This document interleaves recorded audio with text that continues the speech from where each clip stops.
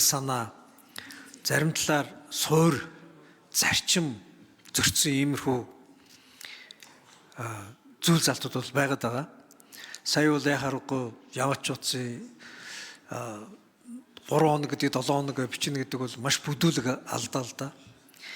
Яг энтэй адилхан цэцэн үйл тогтоомж болон өнгөрсөн 30-аад жил маш буруу тайлбарлсан, гажуудуулсан байдлаар хэрэгэлсэн тийм хэрэглээнүүд бас байгаа юм байна.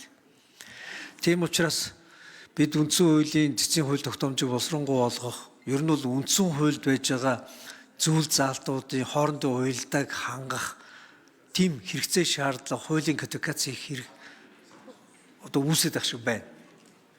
Улсын их хурл энэ дээр бас нэлээд сайн анхаарч ажиллах хэрэгтэй болов уу гэж бодогдож байгаа. Сая ерөнхийлөгчийн өргөн барьсан хуулийн дотор ч гэсэн үндсэн хуулийн нэр томьёог одоо мугад байдлаар өөрчилж хэрэглэх гэсэн оролдлогод бас харагдаж байна лээ.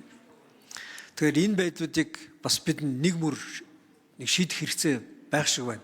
Маргаантай байгаа бол үндсэн хуулийн нэр томьёогоор бичих нь илүү зөв баг. Үндсэн хуулийн дээр ямар нэр томьёо байгаа, ямар зохицуулалт байгаа, тэр агуулгаар шууд бичих хэрэгтэй. Тухайлбал одоо та бүхэн саяхан бас болсон нэг маргааныг санаж байгаа бах. Улсын их хурлын даргыг сонгохтой холбоотой асуудал төр чи ямар ч нам гэдэг тэр дундаа олонх гэдэг юм үг байхгүй. Улсын их хурлын гишүүд дотроосоо сонгол гэсэн үг байгаа. Хэрвээ ингээ маргаан байгаа бол тэр үгээр л бичсэн дээр.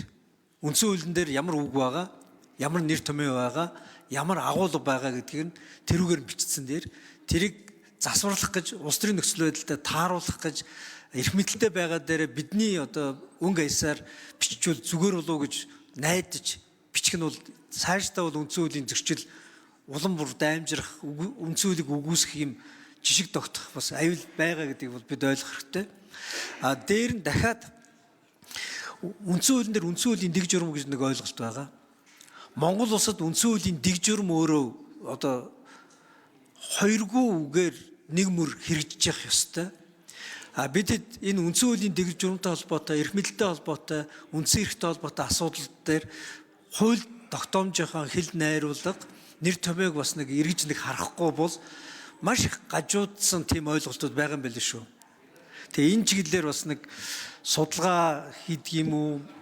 Улсын хурал дээрээс ажлын хэсэг байгуулдаг юм уу? Нэг тийм идэвхтэй нэг ажил зохион байгуулахгүй бол засгийн газарт найдаад яваад иж бол бүтэхгүй юм байна гэдэг бол тодорхой харагдаж байна лээ. Тэгэхээр хууль санаачлагчийн хувьд бол улсын хурлын гишүүд бол улсын хурлын зүгээс энэ дэр нэг идэвхтэй ажил зохион байгуулаад өгөөч гэж их хурлын дараагаас бас хүсэж байгаа. За үндсэн хуулийн цэцгийн тухай хууль, үндсэн хуулийн цэцэд маргаан хянан шийдвэрлэх тухай хуулийг бас олон жил бас батлагдаад гар хүрээгүй олон жил болцсон. Тэгээ цэцээс олон удаас янз янзын шийдвэр гарч байсан.